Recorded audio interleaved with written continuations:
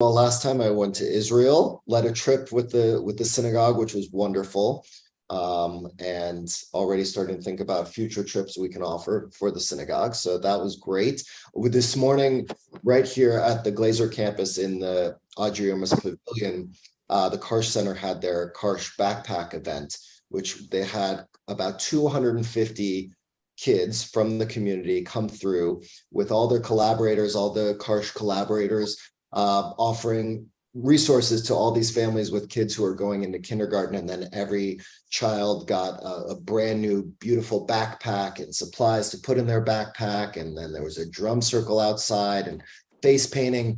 It was just really wonderful to see, and yet another example of how our community, Wilshire and Karsh, is really doing significant work just to support the surrounding community. I mean, the line now on Tuesdays at the food pantry is longer than it is on Sundays. They're up to 400 people every Tuesday who are lining up for food right here at the Karsh Center. So it's sad to see how much need there is, and at the same time, so inspiring that our community and volunteers from our synagogue are participating and helping support all of these people in this community. So that was really wonderful to be a part of this morning. So lots of wonderful things happening, including the fact that we have now reached the final book of the Torah, the book of Deuteronomy. We're nearing the end. Before you know it, it's going to be the high holidays. And so I have a lot of work to do between now and then. But we are counting down the weeks until we get to the high holidays. And we really are counting down the weeks until we finish the Torah. So we begin with the book of Deuteronomy to this Friday and tonight. And we're going to do a little bit of taste of that.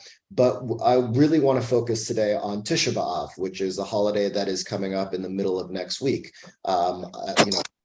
Every time we go to Israel, especially taking a group to Israel, we always go to the Western Wall. And for many people, that's a very powerful moment where they get to stand at that wall and be connected to history and be connected to one of the few remaining historical landmarks that has survived so much destruction in our history. And so next week we commemorate not just the destruction of the first and the second temple, but so many other calamities in our people's history. So I want to study and focus a little bit about that, because it's not a holiday that liberal Jews tend to celebrate, or I would say commemorate. And it's one that is significant in our tradition. And therefore, I think, as with just like we do every year where we read the same Torah portion over and over again, it's always good for us to get a little refresher on certain holidays, especially ones that we consider minor and may not have ever commemorated growing up, or maybe even haven't even done so as adults. So that's what we're going to spend most of our focus on today. So of course, we'll begin with the blessing for engaging in the study of Torah. Baruch atah Adonai Eloheinu melech haolam asher kideshanu b'mitzvotav v'tzivanu la'asok b'divrei Torah. Praise are you, Adonai, our God, ruler of the universe, who commands us to engage in the study of Torah. Okay, so I have the study sheet for you, but I will also, let me see if I can pull up. I will just put it into the chat. So give me 1 minute, everyone. I apologize. So you can have it, because I always say this, but I never get through the entire text sheet that I provide. So this way you can study it on your own over Shabbat, or when we come to Tisha B'Av next week. Okay, so we're going to begin first with a passage from this week's Torah portion. A quick reminder, the book of Deuteronomy, I'll stop sharing for a second, I realize. The book of Deuteronomy is basically a series of speeches that Moses provides to the Israelite people as they are standing overlooking the promised land. They are about to enter the promised land. Based on what happened in the book of Numbers, Moses is not going to be able to enter the promised land. So here he provides 3 major speeches, some would say 4, to the Jewish people, preparing them for their entry into the new promised land and the lives that they are supposed to create once they get there. So it's a combination of a retelling of their journey up to this point, as well as some preparations and some warnings for what could eventually potentially happen to them if they don't obey God's commandments, and what positive things will happen if they do obey God's commandments. It's in the book of Deuteronomy that we find the Shema and the Ve'ahavta prayer. It's in the book of Deuteronomy that we get the second telling of the 10 Commandments, which is different, slightly different from the first version of the 10 Commandments. So that's why on Friday night during Lachad Odi, we have the first verse of Lachad Odi is a reference to the two versions of the 10 Commandments that we have, where it says Shamor v'zachor b'dibur echad, that in one of them it says you shall Shamor et hayom haShabbat, you should guard Shabbat, and the other says you shall remember Shabbat.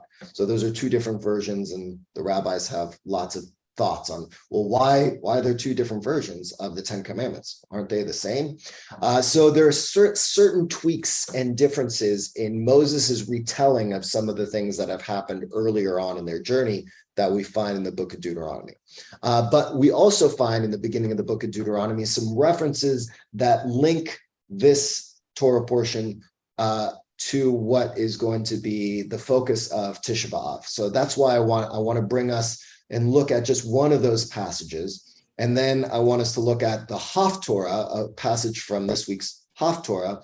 There are 3 weeks that lead up to Tisha B'Av, and they have a special Haftorah, each of those 3 Shabbats that kind of lead us there, the Haftorot of admonition that are kind of preparing us for the heaviness of Tisha B'Av. And then after Tisha B'Av, we have a variety of Haftarot that actually lead us right up into the high holidays. So these were specifically chosen by our ancestors to be thematically linked, not to the Torah portion per se, because during the year, most Haftorah portions are linked thematically or somewhat directly or mostly indirectly to a theme or an element of that week's Torah portion. But this time of year, we're really gearing up towards Tisha B'Av, and then after that, we're gearing up towards the high holidays. Okay, so this is the last of the 3 that lead up to Tisha B'Av, since Tisha B'Av is the middle of next week. So first we'll look at Deuteronomy, a little passage there, and then we're going to move into just a taste of this week's Haftorah portion, because again, it's all leading in to Tisha B'Av. Okay, so first, and of course, if you have questions, raise your hand. None other than your God, Adonai, this is Moses talking to the people, who goes before you will fight for you, just as God did for you in Egypt before your very eyes and in the wilderness, where you saw how your God, Adonai, carried you as a householder all the way that you traveled until you came to this place. Yet for all that, you have no faith in your God, Adonai, who goes before you on your journeys, to scout the place where you are to encamp, in fire by night and in cloud by day, in order to guide you on the route you are to follow. Adonai heard your loud complaint and, becoming angry, vowed, not one of those involved, this evil generation, shall see the good land that I swore to give to your fathers. None except Caleb, son of Jephunneh, he shall see it. And to him and his descendants will I give the land on which he set foot, because he remained loyal to Adonai. Because of you, Adonai was incensed with me too, saying, you shall not enter it either. Joshua, son of Nun, who attends you, he shall enter it. Imbue him with your strength, for he shall allot it to Israel. Moreover, your little ones who you said would be carried off, your children who do not yet know good from bad, they shall enter it. To them will I give it, and they shall possess it. As for you, turn about and march into the wilderness by the way of the Sea of Reeds. Okay, so this is just a small little piece of Moses reflecting on the anger God felt at the Jewish people for their lack of faith, right? The fact that they, as we read in the book of Numbers, their constant complaints and disregard for the fact that God took them out of slavery and is bringing them towards freedom. The complaints, the lack of respect, the fact that even in this is Moses's interpretation here, even about the fact that it's really God was even angry with him, and that's why he's not even allowed to enter. So all of these references to the fact that there is this somewhat inherent sense within the Jewish people that they can't fully just accept God and faith in God, and as a result, there are punishments that come with that. And of course, this is linked in to what's happening with Tisha B'Av. Okay, Lisa. Oh, you're muted. Sorry, I just had a quick question. Yeah. So is there, I'm sure there are places in the Bible, I don't know if it's in this book or in the Torah.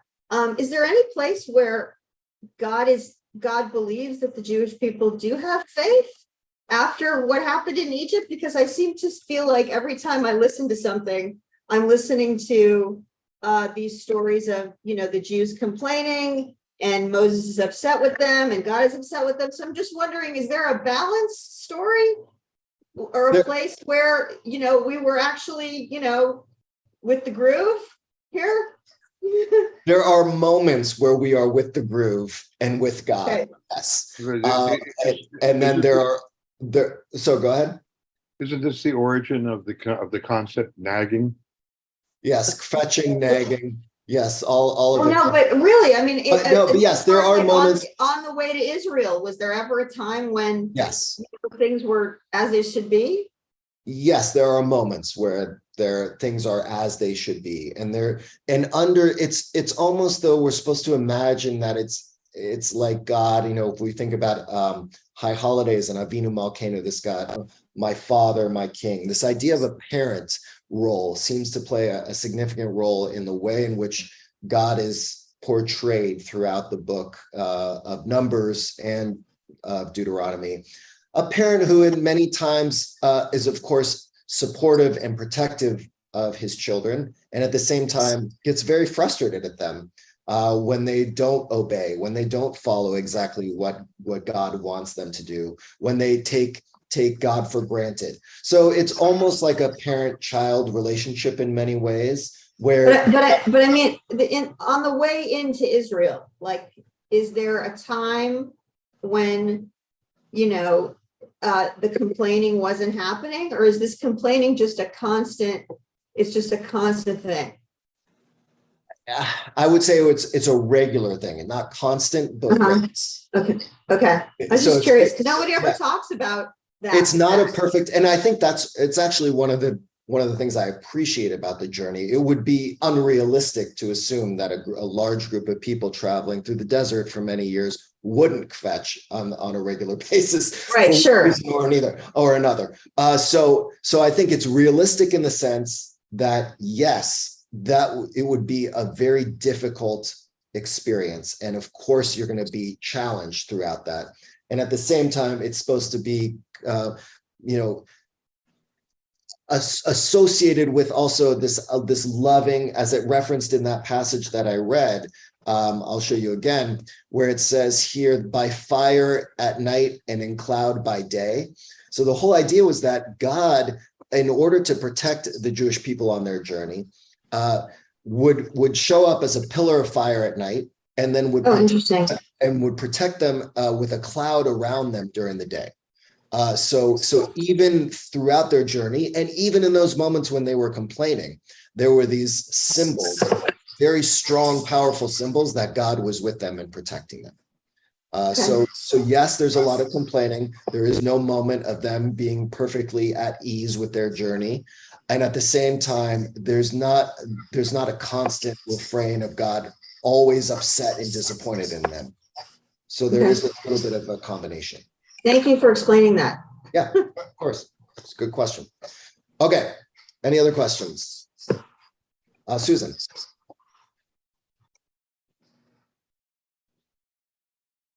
Oh, you're muted.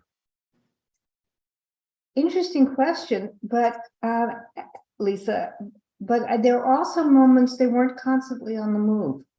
I was surprised by that because the Torah seems to suggest that they're constantly on the move as we read it, but they say they camped here and they camped there, and sometimes they camped maybe for a year or so. I mean, this was a 40-year process, and I led teenagers on a hike at the camps, and let me tell you, I was the one complaining too, and this was not in the desert. So it's a tough experience, and yes, there were moments of celebration. I mean, when they created the Mishkan, people were giving gifts and so on.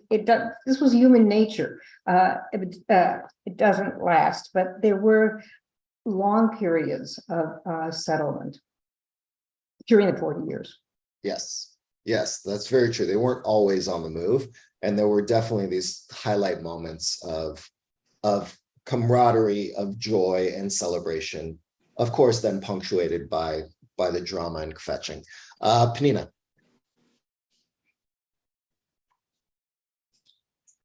Okay, I think that the whole idea that they're there already, it's a positive thing. We don't have to look for further than that. Nobody was holding anybody back. If anybody wanted to go back, leave the group and go back.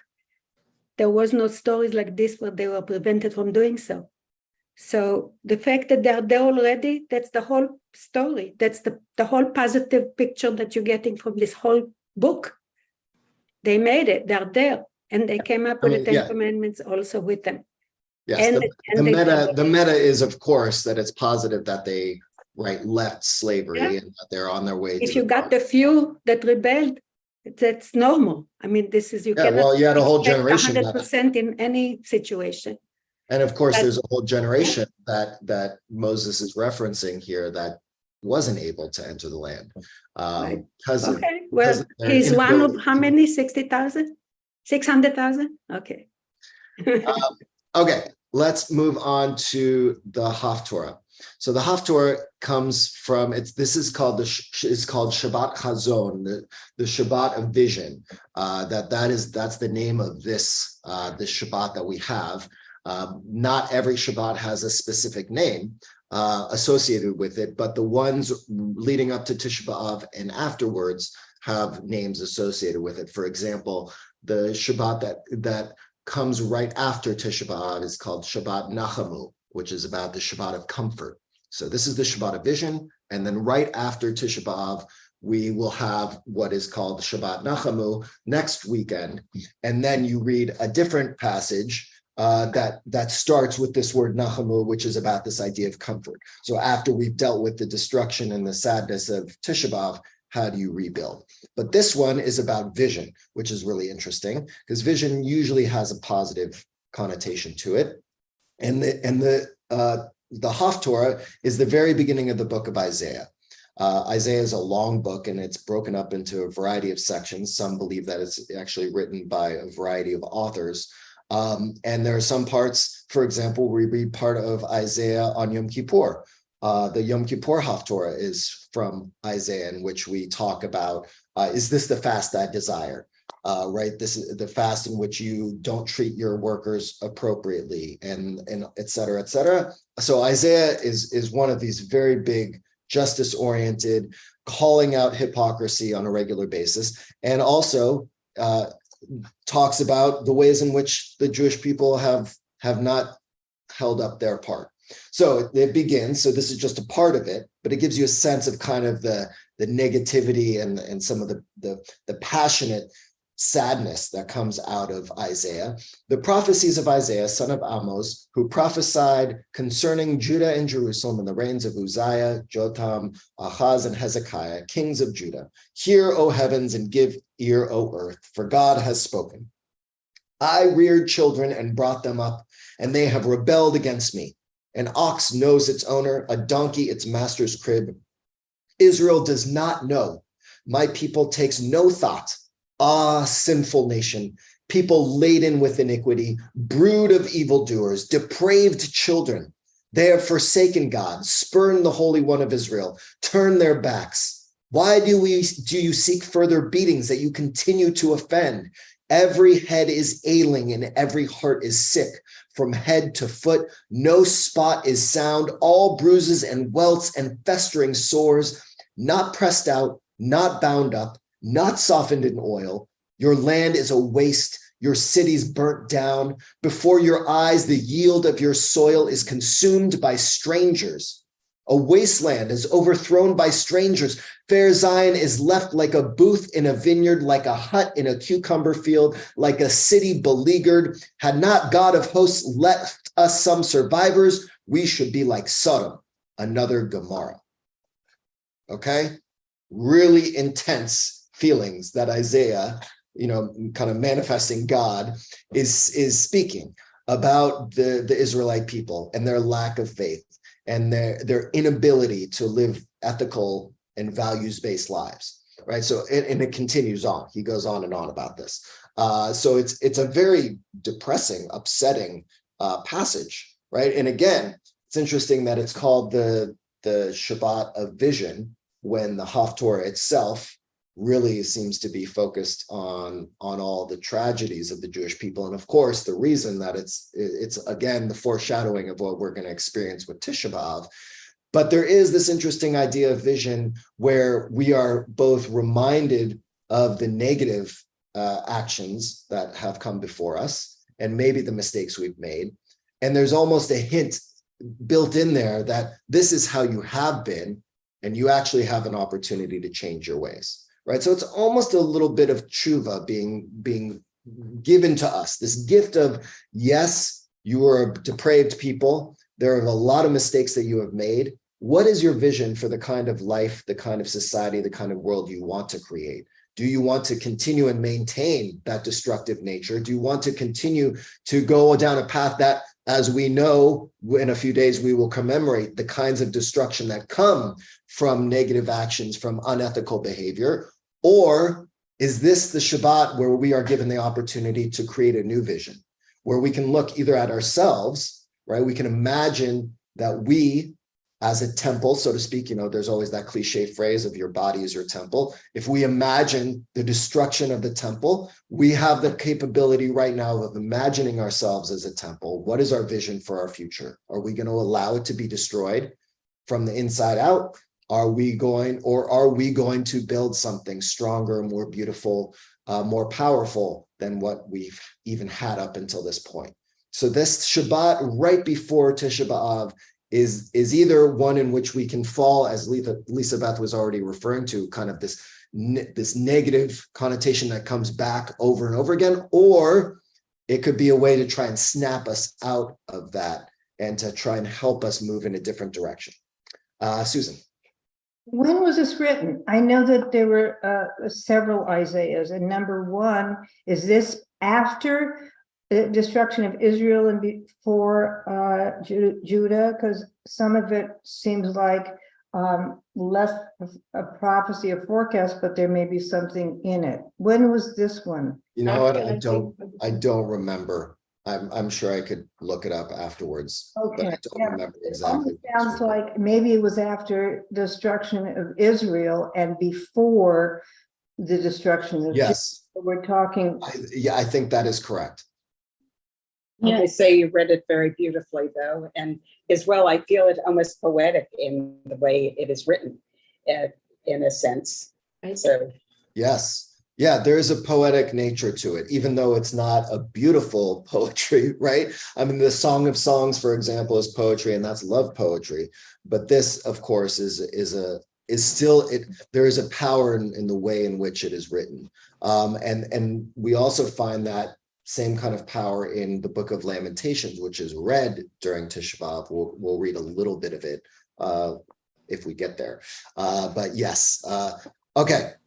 Let's now get into Tisha B'Av. So we had the beginning of Deuteronomy this week. We had this portion from Isaiah on this Haftorah, again, the Shabbat, and then next week, starting next Wednesday night, on the 9th of Av, by the way, Tisha B'Av, Sha is the number 9, and Av is the month. We just started the month. We just had Rosh Chodesh of the month Av. So it's not a name with any creativity whatsoever. It really is just the day of the month, the 9th of Av. That is the day of this Memorial Day, I should say.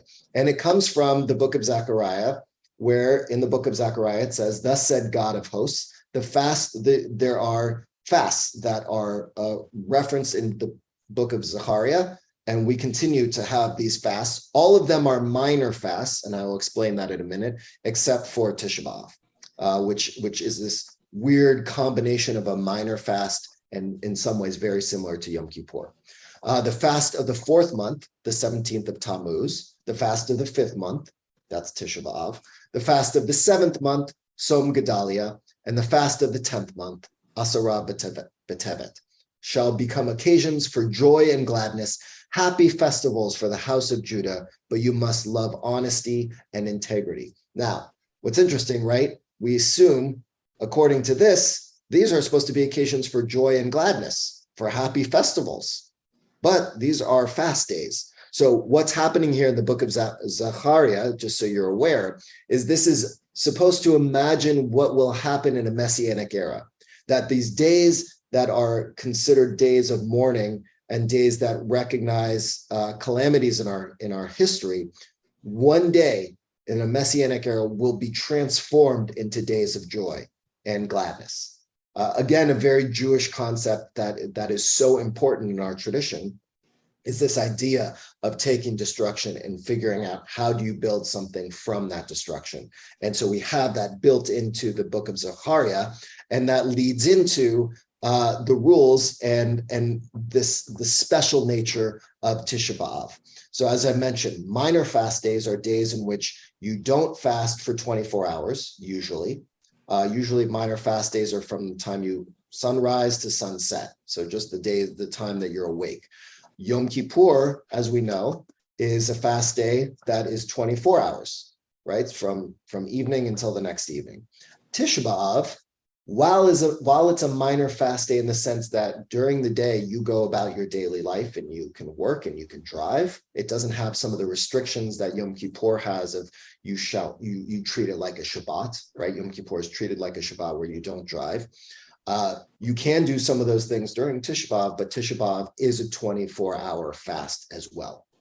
So unlike any other fast day in the year, it has the elements of Yom Kippur, and in some ways is even more, it's a sadder day. And I will explain, we'll look at what are the restrictions associated with Tisha B'Av. Some of those same restrictions apply on Yom Kippur, but Yom Kippur actually is also called the Shabbat Shabbaton, the Shabbat of all Shabbats, where you have the restrictions of treating the day with the reverence as you would of Shabbat, and with a fast built into that.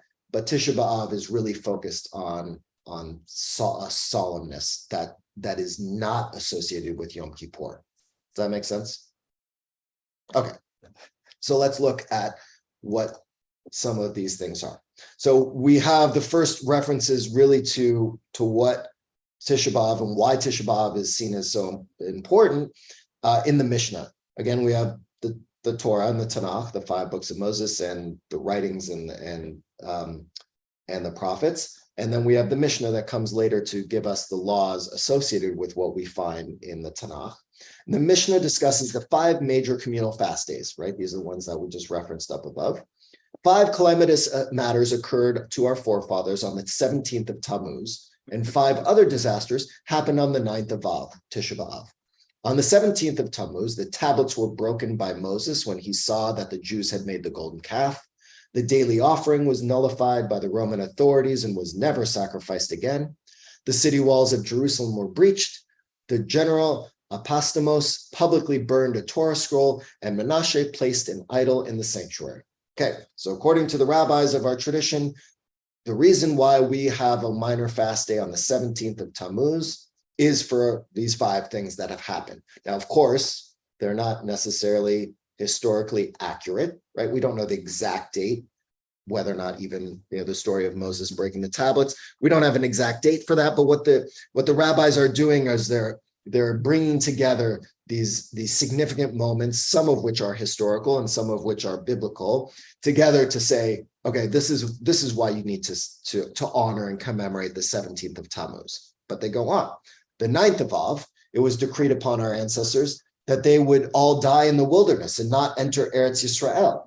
And the temple was destroyed the first time in the days of Nebuchadnezzar, and the second time by the Romans. And Beitar was captured, and the city of Jerusalem was plowed as a sign that it would never be rebuilt. Not only does one fast on the 9th of Av, but from when the month of Av begins, one decreases acts of rejoicing.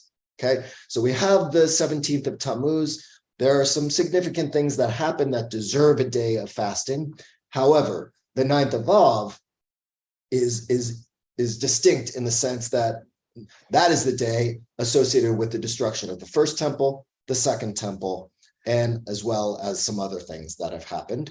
And as a result of that, not only on that day do we have a fast day. But starting when the month begins, which means on Rosh Chodesh, which happened just on Wednesday, we are supposed to start decreasing our acts of rejoicing leading up to Tisha B'Av, right? Just like we have a special Shabbat and Haftorah right before Tisha B'Av, we have this special process where we are supposed to slowly decrease our joy leading up to Tisha B'Av. Okay, so this is just an explanation of everything that we just read. So you have a sense, and also I added something about 2 of the other fast days. So on the 9th of Av, it was decreed that our ancestors should not enter the land. The temple was destroyed the first and second time, Beitar was captured, and the city was plowed. So there were 5 events that occurred on the 9th of Av, which besides Yom Kippur is the only major fast in the Jewish calendar. So this is a little bit of more detail about what the Mishnah was referencing. After the people of Israel believed that the bad report of the 10 spies over that of Joshua and Caleb, God decreed that no one over the age of 20 would make it into the land of Canaan. Right? So that's the reference back to the book of Numbers, where the spies go out, they come back, they say that they were like grasshoppers and there was no way that they could conquer that land, and that all the people get so upset, except of course for Caleb and Joshua, who come back with an optimistic report. And so because that day where an entire generation is decreed never to enter the land of Israel, that is a moment of sadness that we're supposed to be commemorating on the 9th of Av. Then we're supposed to remember the 2 temples that were destroyed, first by the Babylonians in 586 BCE, and then the second by the Romans in the year 70 CE. The first temple was set aflame on the 9th and burned on the 10th, according to Jeremiah. The 4th thing that the Mishnah referenced, Beitar. Beitar was a Jewish stronghold during the Bar Kokhba revolt, and it fell to the Romans. And when the Bar Kokhba revolt failed, that was a sign that that the Jewish people were probably not going to be able to have strength in order to maintain their presence in the land of Israel. And then after the Bar Kokhba rebellion was defeated, the Romans plowed over the city, destroying any remaining buildings and quashing any hopes that the temple would be rebuilt. So those are the 5 things. The other two other minor fasts that were referenced up above here that I wanted to just give you a little bit of background on. Tzom Gedalia, which happens later in the year, commemorates the assassination of this man, Gedalia ben Achikam, who had been appointed governor of the Jews by the Romans, and he was assassinated by another Jew, and that ended hope for Jewish self-governance after the destruction of the first temple. So there's a minor fast day to commemorate that assassination and kind of the inability for Jewish self-government. And then Asura B'Tevet, which is the 10th of the month of Tevet, commemorates the Babylonian siege of Jerusalem in 586. Okay, so lots of references to destruction of the first temple, and then of course the second temple. Any questions up until this point? Yes, Rebecca. Just for clarification, I think it was brought up in a Torah study recently, the Wailing Wall, if Jerusalem was plowed, there would be no Wailing Wall. So the Wailing Wall is actually a gate or evidence of the. It's a part of the. It's a part of the wall. The Wailing Wall is a part of the wall that surrounded the temple. Yeah. And they had gates. They had different gates for the poor people, gates. So it's all, when you see openings here and there, those are designated gates for the king. There was a different gate. Yeah. So it's a part of the wall. Yes. So much of the city was destroyed, Rebecca, but there were a few parts that did remain. Right. So that wall, the western wall, is not actually the western wall of the temple itself. The temple itself was in that facility, and that was destroyed. This was the retaining wall on the outside, defensive. I have one more thing that I have to say. I learned something lately. The word sarcasm and criticism comes from the Greek word to tear flesh, believe it or not, especially the word sarcasm. And but not only flesh, it started with to tear tongue. So it became like the common explanation of to tear flesh. That's what the word sarcasm means. That criticism is to judge, but it's kind of like coming from the same root. So when we are talking about Moses not getting in there, I always say he did get in there. The 10 Commandments was his. That was his legacy. That was he worked for. Nobody lives forever. I just saw on the news that another singer died. So are we going to remember him as a person or his voice or what he left behind on his records? We took in something that now is all over the world that follows it. He did get to go in, not only to Israel, but to the whole world. Okay. So I always look at that this way, and I always try to remember the word sarcasm and criticism. Pay attention. Okay. Thank Don't you. tear up Yes, flesh. I think there's a legacy, and that's a different conversation than what it means to Okay, yeah. physically enter. But yes, Nobody lives we're forever. all we're not in disagreement. We're just looking at things through different lenses. Oh We're yeah, me supposed to too. do, right? That's how we're supposed to take multiple lenses to all of these. Absolutely. Okay, now back to some of the rules and requirements around Tisha B'Av. Okay, so I mentioned it's a fast day, but what else is associated with this special Memorial Day? When the month of Av enters, we reduce our joy. During the week of Tisha B'Av, it is forbidden to cut one's hair, to do laundry, or to wear a pressed garment, even one of linen, until after the fast. By the way, we don't have these kinds of restrictions leading up to Yom Kippur, right? There's no other holiday or Memorial Day that has this kind of lead up that we have with Tisha B'Av. It has already been accepted as a Jewish custom not to eat meat or enter a bathhouse during this week until after the fast. There are places that follow the custom of refraining from slaughtering from Rosh Chodesh Av until after the fast. It continues. All the restrictions of Tisha B'Av apply at night as well as during the day. One may not eat after sunset of the previous day. It is forbidden to eat between sunset and the appearance of the stars, as on Yom Kippur. One should not eat meat or drink wine at the meal before the fast. One may, however, drink grape juice that has not been left to ferment for 3 days. One may eat salted meat that was slaughtered more than 3 days previously. One should not eat 2 cooked dishes. Okay, again, this is very detailed, and there's more to it than I'm just giving a snippet of it, but you get the sense of the severity of the restrictions that are associated with Tisha B'Av, right? So it's not a minor fast day. There's an entire emotional and physical preparation for Tisha B'Av that makes it such a significant holiday, which, by the way, if you go to Jerusalem on Tisha B'Av in the night, again, like all things, starting in the evening, and you go to the Kotel, the Western Wall, or you go into the Old City, I mean, there are truly people crying and screaming and wailing with sadness. And so the lead up to this holiday is significant. And then the holiday itself, the commemoration of all of these things that have been destroyed in our past, it's a very powerful experience. Okay, again, it's a little bit more. This is interesting because usually any other holiday doesn't have this specific type of prohibitions in terms of your study. So the sages taught all mitzvot practiced by a mourner are likewise practiced on the 9th of Av. So in addition to all the things up above, you're supposed to imagine you are a mourner, because there are restrictions for people who are in the period of mourning. It is prohibited to engage in eating and in drinking and in smearing oil on one's body and in wearing shoes and in conjugal relations. It is prohibited to read from the Torah, from the prophets and from the writings, or to study from the Mishnah, from the Gemara, and from Midrash, and from collections of halachot, and from collections of agadot. Those are stories. However, one may read from a place in the Bible that he is unaccustomed to reading, as it will be difficult for him, and he will not derive pleasure from it.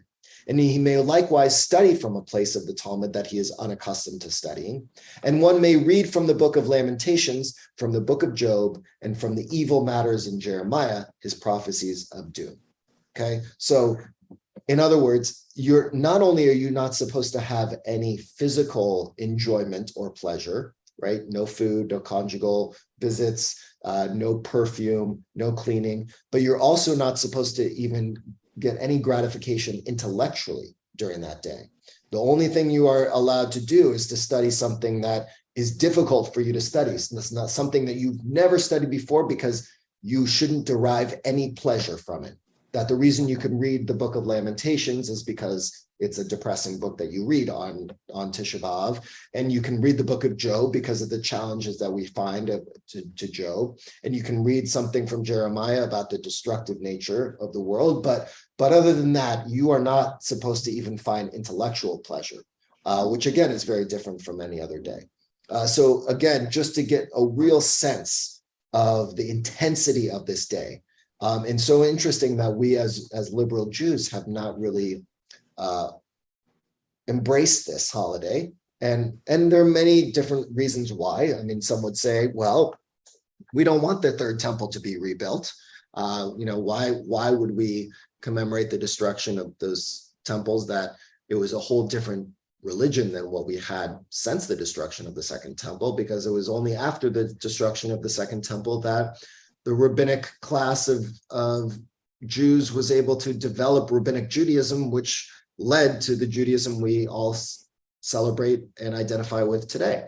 But of course, there are many other things that have happened throughout history associated and eerily around the same day, or sometimes on the same day, that are associated with Tisha B'Av. The expulsion from Spain. I think it was the day that Treblinka was opened. So there was the day also in Argentina where there was a big bombing in the 90s. So there's a lot around this day throughout our history. With that, I thought this was interesting. Let's see how much time. I'm going to skip this. You can read this on your own. But it's interesting. It was a speech by a rabbi in 1941. In between, not necessarily at the point yet. There was no state of Israel yet. We were in the midst of World War II, but he has some interesting things to say. So you can take some time to read that on your own. Lamentations. It's called Eicha in Hebrew, and that's because Eicha is the first word, which is also somewhat hard to translate. But this is just a little tidbit from the Book of Lamentations, and I do recommend maybe you take some time next Wednesday night to read the Book of Lamentations if you haven't already. And by the way, interestingly, in Hebrew, the first 3 chapters are an acrostic, meaning that every verse begins with the next Hebrew letter in the alphabet, starting with Aleph, then Bet, then Gimel, then Dalet. So it's so interesting. So the poetry that Karen even referenced earlier, the kind of the poetic nature, even comes down to the structure of the Book of Lamentations itself. Alas, lonely sits the city, once great with people. She that was great among nations is become like a widow. The princess among states is become a thrall. Bitterly she weeps in the night, her cheek wet with tears. There is none to comfort her of all her friends. All her allies have betrayed her. They have become her foes.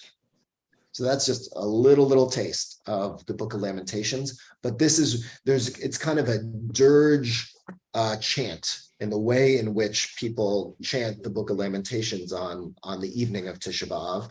And traditionally, people are supposed to sit on the floor, the lights low or dim, candles sitting on the floor. They would, at this point in the service. So it's a very somber moment, and just the setting and then the tone at which the Book of Lamentations is chanted is eerie almost. So it's also something we're not providing that kind of opportunity this year, but there are places within Los Angeles that you could go. So I want to just switch. Let's see, any questions at this point? Let's see if there's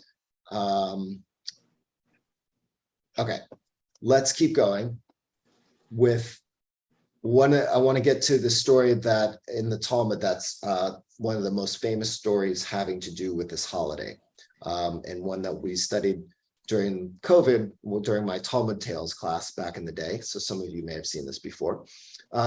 Due to what reason was the first temple destroyed? Now we're back in the Talmud, and the rabbis are trying to understand why why could this occur? How could this occur? That the most holy place in all of Jewish history and of all the locations, and something that God had decreed, how could that be destroyed? How could God let that happen? What power was so powerful that it overcame this temple not only once but twice, so that both of them were destroyed? Due to what reason was the first temple destroyed? According to the rabbis, it was destroyed due to the fact that there were three matters that existed in the first temple: idol worship, forbidden sexual relations, and bloodshed. Idol worship, as it is written, the bed is too short for stretching, and the cover is too narrow for gathering. However, considering that the people during the second temple period were engaged in Torah study, observance of mitzvot, and acts of kindness, and that they did not perform the sinful acts that were performed in the first temple, why was the second temple destroyed? It was destroyed due to the fact that there was wanton hatred during that period. This comes to teach you that the sin of wanton hatred is equivalent to the three severe transgressions: idol worship, forbidden sexual relations, and bloodshed. So the rabbis are doing two things here. First, they're giving an explanation of why the first and the second temple were destroyed. And then they are linking those two reasons together and equating them. So the first temple is destroyed because of three things that happened: idol worship, sexual relationships that were forbidden, and murder. Okay, and those are the reasons why God decided the first temple should be destroyed. But what about the second one? People were different at that point. Well, what was different about the second one is that there was, as in Hebrew, it's sinat chinam, kind of unbridled hatred, unnecessary hatred between people that existed, baseless hatred, so to speak. And that's what existed in the second temple. And that's what led to the destruction of the second temple. And therefore, according to the rabbis, they say baseless hatred of one another is just as bad as idol worship, forbidden sexual relations, or even murder. Okay, so they're equating those two things. We might not initially have considered baseless hatred and disagreement and divisiveness between people is the same equivalent of murder or idol worship, but the rabbis say it is.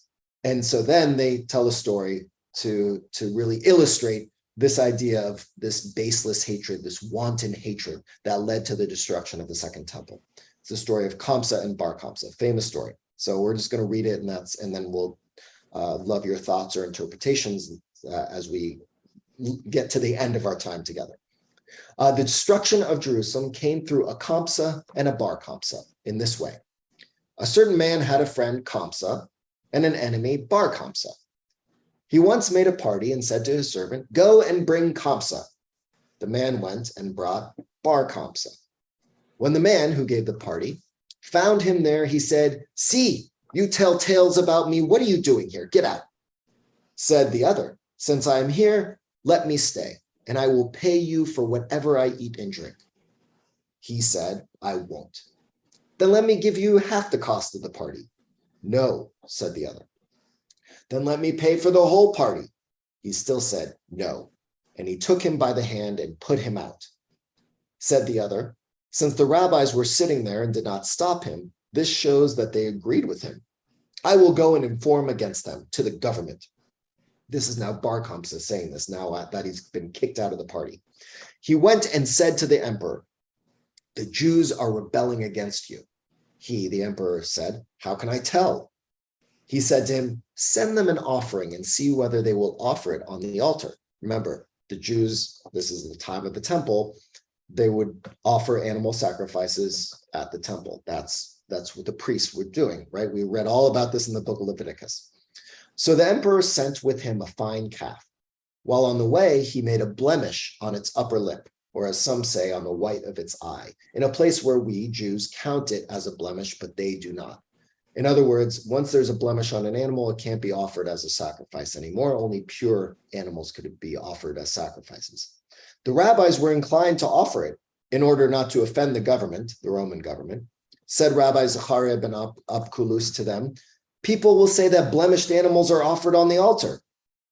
Then they then proposed to kill Bar Kamsa so that he should not go and inform against them. But Rabbi Zechariah ben Abkulus said to them, is one who makes a blemish on consecrated animals to be put to death? Rabbi Yochanan thereupon remarked, through the scrupulousness of Rabbi Zachariah ben Abkulas, our house has been destroyed, our temple burnt, and we ourselves exiled from our land. And that's the whole story. So, quick review of the story. So a man he tries to invite his friend.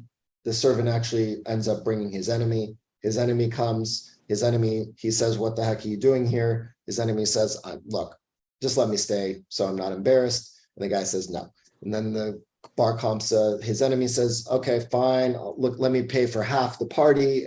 Just, let's let it go. And again, the host says no. And then he says, let me pay for the whole thing. And he still says no, and he kicks him out. And so Bar Kamsa gets very upset. And by the way, the rabbis are all there. There's a powerful, wealthy man. He has the rabbis there. They sit by and watch all of this happen. They don't intervene. And so Bar Kamsa leaves and says, well, clearly, this is not okay. The rabbis were there. They didn't do anything about it. So he goes to the enemy. He goes to the Romans and basically to punish his own people and says, you know what? The Jews are trying to revolt against you. Why don't you send them a sacrifice? And if they don't sacrifice what you send them, then it's a clear sign that they don't respect you. And they clearly have something up their sleeve to rebel against you. And so the Roman emperor gives him an animal to go bring to sacrifice at the altar. And then Bar Kamsa makes a little mark on it so that it can't be offered. And so now the rabbis have this debate. Well, should we offer this blemished animal as a sacrifice in order to maintain peace with the emperor, or not? Or would that be not good because that would be going against what we're supposed to do? And then some say, well, maybe we should just kill this guy so he can't rebel against us. And then the same guy says, as we see here, is one who makes a blemish on consecrated animals to be put to death. So you're going to kill this guy because he made a blemish. In other words, they're getting very caught up in the nitty-gritty of the law. And as a result, the rabbis say it's because of this entire situation that the temple was destroyed. A very interesting story to try and explain why the temple was destroyed. What is it about this story? What's going on here that you think led the rabbis to suggest that this is the example that teaches us about baseless hatred and about divisiveness? What is it that's happening in the story that would hint at that? Pettiness of man. Say that again, Karen. The pettiness of man. Pettiness of man. Keep going. Any elaboration? So when you destroy each other in the wrongdoing, you ultimately destroy everything around you, and you destroy it for everybody else that's good. And so we take everything away from you and realize, look at what has happened. Great. Look at Putin and Zelensky. Okay. Yeah. Okay. Thanks, Karen. Susan, and then Merle. A little incident can escalate into a larger incident, and actually an incredibly destructive one. This little dislike of the guy, I mean, he couldn't have him stay at the party, and the guy couldn't leave the party without being thrown out. And then in revenge, essentially, for the disrespect, because of the disrespect, he gets back at the people, and it leads to their destruction. Yep. Great. Thank you. Merle? I feel like this is another continuation of what God does when God is not happy with how you behave. And we see it with our kids, with our grandchildren, with when they get bullied and where it goes from there. I feel like this is a continuation of the same thing, only it becomes more modern and modern in those days, but it happens now. So I feel like that's the control mechanism to punish you if it works. Yeah. Karen. I was interested in hearing you say that the rabbis did not say anything. In other words, they were quiet. And in essence, it was like the parent-child. They were going to let them destroy themselves, if you will, or help themselves. But they were not there to break in and do anything. And so I think the punishment, everything in life is when do you and when do you not? And we have, yes, okay. Yeah, I mean, so all parties in this story made some mistakes, right? The host, then of course Bar Kamsa, the rabbis who remained innocent, bystanders and stood idly by and allowed this to happen.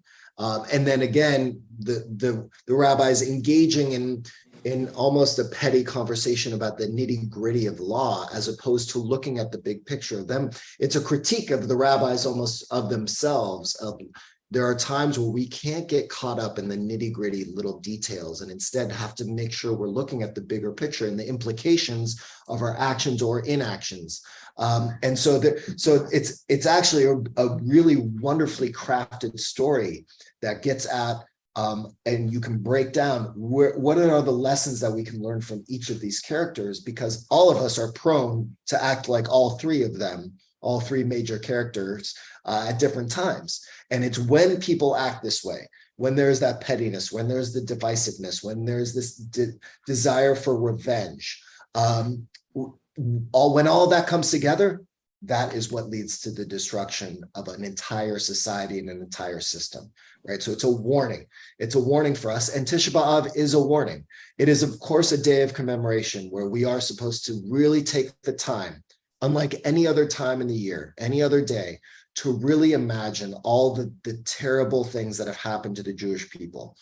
And yet, and we can sit in that for a day, but we're not supposed to sit in that for longer than a day. Then we are supposed to go into a Shabbat of comfort. And then we're getting ready for the high holidays already. We're already starting to prepare ourselves for the tshuva and the repentance and the repair and the return that could allow us not to fall into the trap that we have in this story of the Talmud. And so I really hope that on this Shabbat, the Shabbat of vision, this Shabbat Chazon, that you really can start to envision what kind of life you want to lead in this next year, but also what can you do to contribute to a society that can become more healthy than it is right now. And then it can take some time next week to really reflect. And I think in a more kind of personally relevant way, what are the things that have felt like destructive elements of your own experience in your own life? And can you take a day to honor those moments, to mourn those losses, to recognize the pain that you've experienced? And then we have to get up and figure out what we're going to do next. And that's what our tradition does. So thank you all. I'm putting the source sheet one more time for those who came in late, so you can download that and you can have all the stories and the things that we didn't get to. Really nice to see all of you. I hope you have a wonderful Shabbat and look forward to seeing you all soon. Thank you. Shabbat shalom. Shabbat Thank shalom, you. everyone. Shabbat shalom to Shabbat everybody. shalom. Shabbat shalom. Shabbat shalom. Thank you so much. Bye-bye. Yeah, thanks for your questions. Bye, everyone. Merle, stay cool. I am. Bye. My house is freezing. Oh, good, good. What's the temperature, Merle? Looking at my computer right now, it says it's 117. Where Well, are you? Are you in Palm At home Springs? in Phoenix, Oh, you're in Scottsdale. Arizona. Oh, my Yeah, God. and this isn't new material. We've lived here for 40 some odd years. But we do our best to stay as cool as humanly possible. Oh, my God. Be careful when you go outside. Oh, we are, believe me, we're very careful. Shabbat shalom. Shabbat Shabbat shalom. shalom. Thank you. Bye.